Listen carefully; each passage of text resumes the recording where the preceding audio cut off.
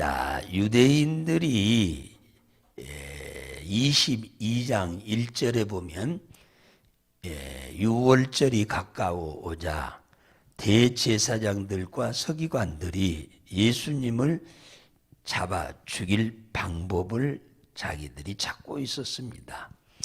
사람을, 그게 유대인들이 직접 죽일 수는 없어요. 그래서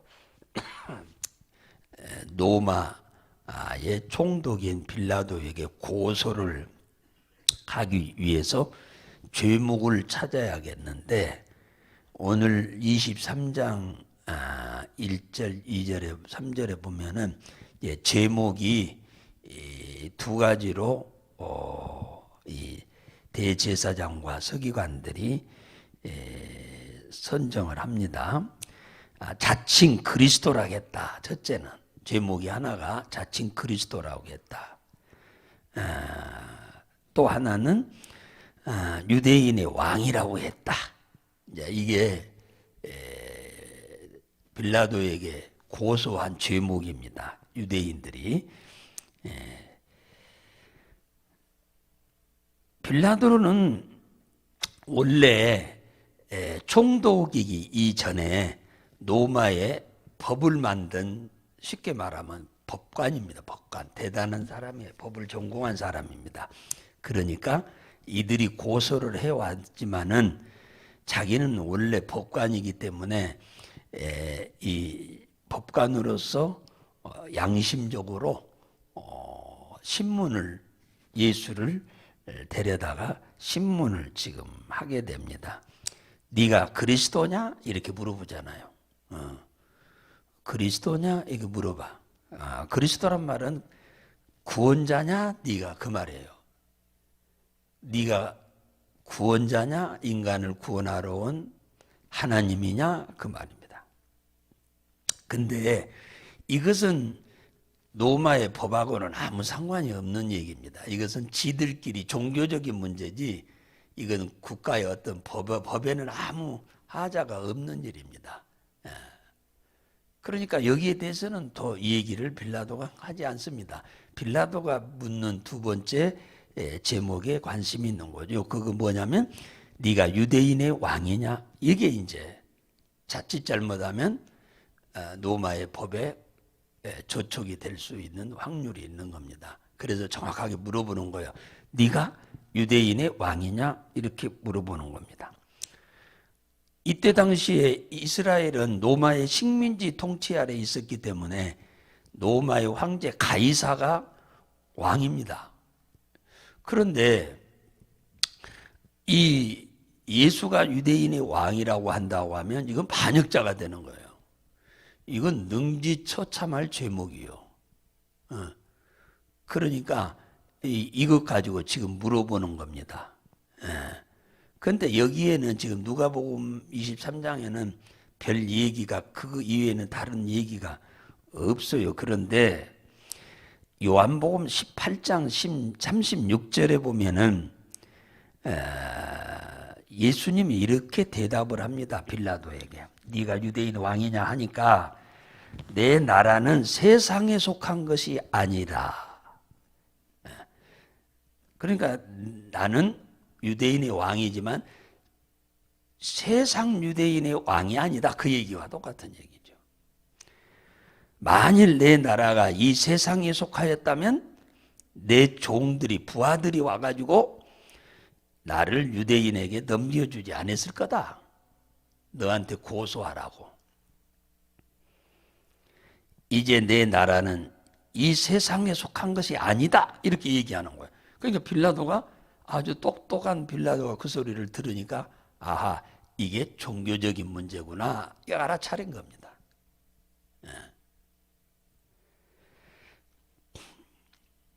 이게 예수님의 답변이잖아요. 그러니까 빌라도가 그래. 그러면 네가 세상 유대인의 왕이 아니냐? 그러니까 내 말과 같이 나는 유대인의 왕이다.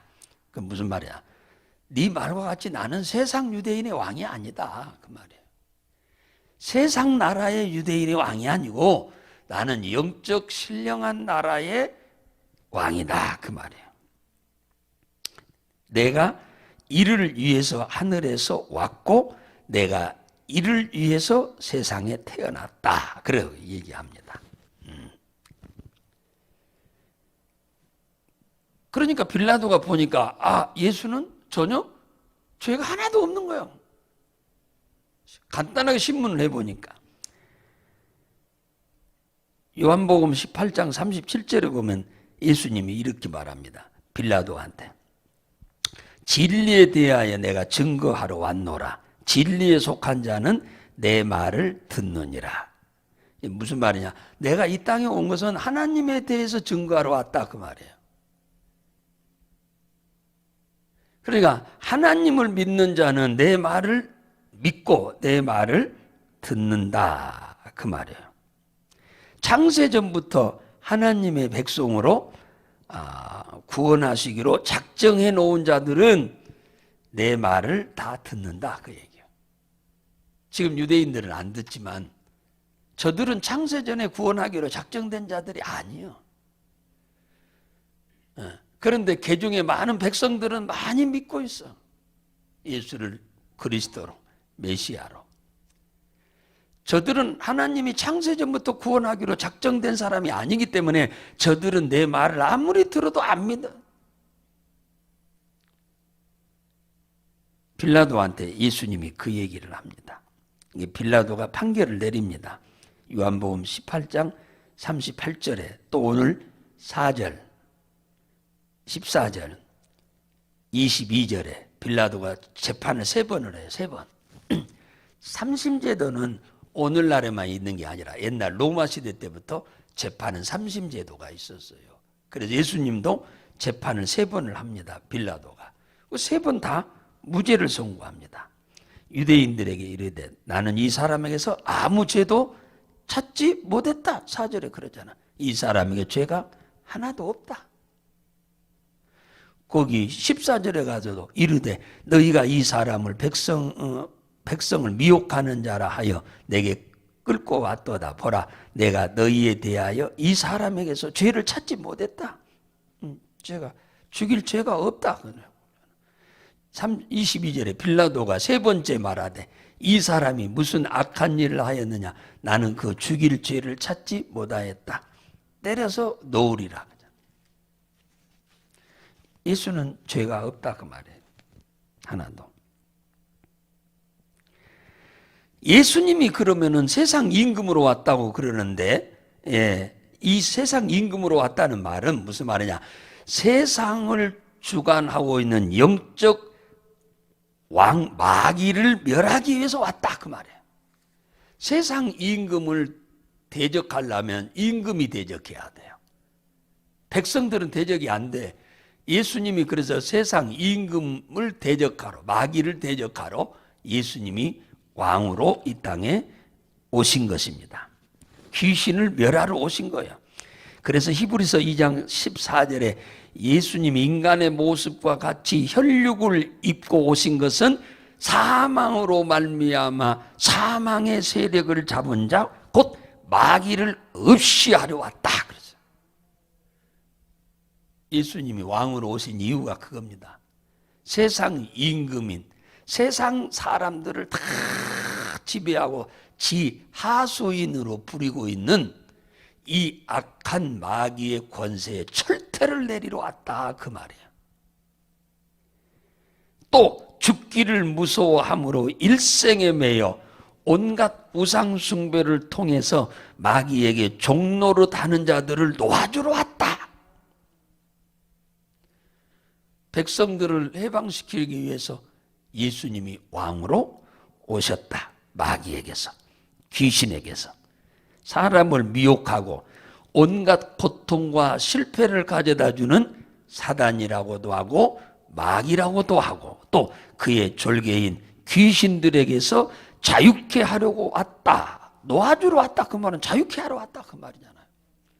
마귀는 영적 존재이기 때문에 물리적인 어떤 방법으로 죽일 수가 없어요. 하나님도 영이고 마귀도 영입니다. 이걸 이제 나중에 예수님이 이 땅에 재림할 때는 이 마귀와 사단과 귀신을 다 뭡니까? 가둬버리죠. 다 1000년 동안 가둔다고 그랬어요. 사단과 마귀와 귀신이 유일하게 무서워하고 두려워하는 존재는 하나님 한 분밖에 없습니다. 그 하나님이 육체를 입고 오신 분이 예수 그리스도죠. 그래서 예수 그리스도 앞에 나온 수많은 귀신 들린 자들이 다 새 사람이 된 이유는 그 귀신들이 사람은 두려워하지 않아요. 지배를 해. 그런데 예수 그리스도는 이길 방법이 없어. 그들은 예수님 말 한마디가 떨어지면 귀신들은 떠나가고 물러가고 사라집니다. 바람같이.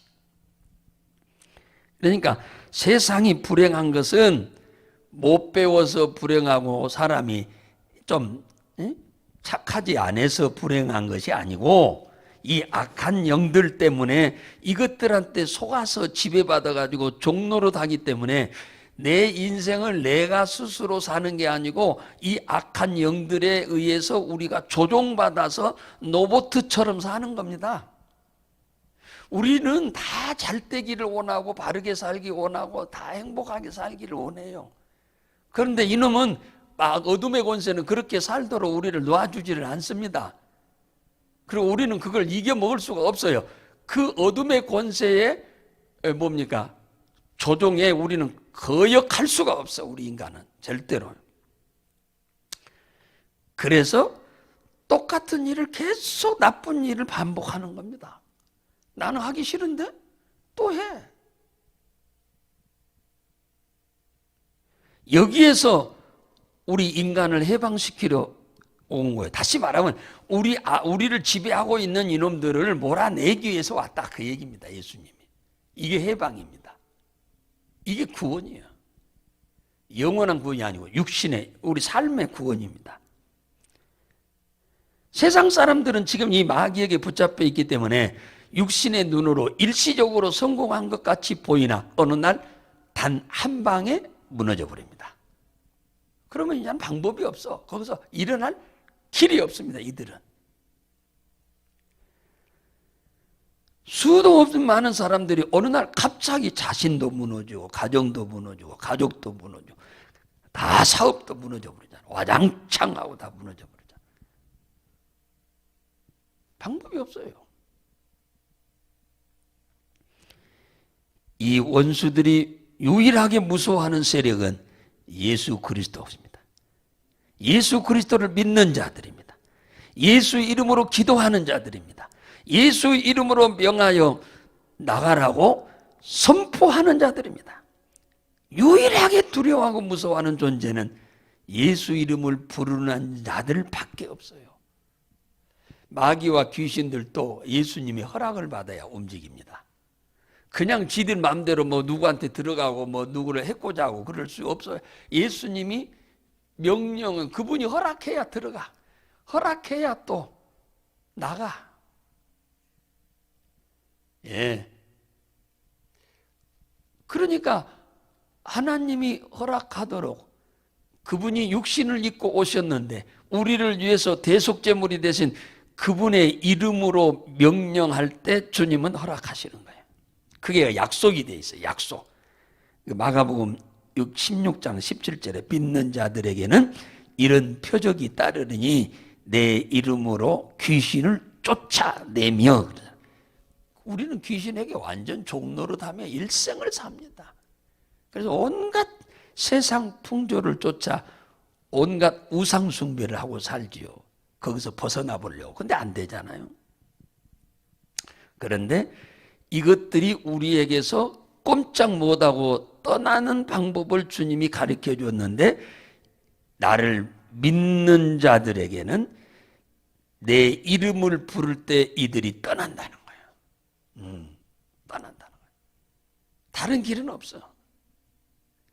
그래서 이 땅의 불행과 저주를 고통을 조성하는 이 어둠의 세력에게서 내가 자유함을 얻어야 행복해지는 거예요.